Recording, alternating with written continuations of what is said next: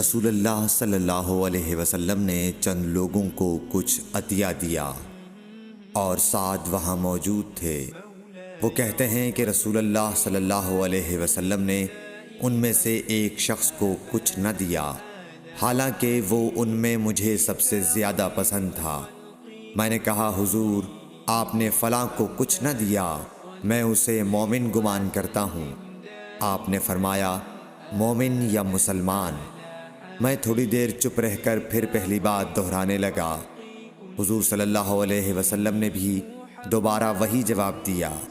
پھر آپ نے فرمایا کہ اے سعد، باوجود یہ کہ ایک شخص مجھے زیادہ عزیز ہے، پھر بھی میں اسے نظر انداز کر کے کسی اور دوسرے کو اس خوف کی وجہ سے یہ مال دیتا ہوں کہ وہ اپنی کمزوری کی وجہ سے اسلام سے پھر جائے اور اللہ اسے آگ میں اوندھا ڈال دے۔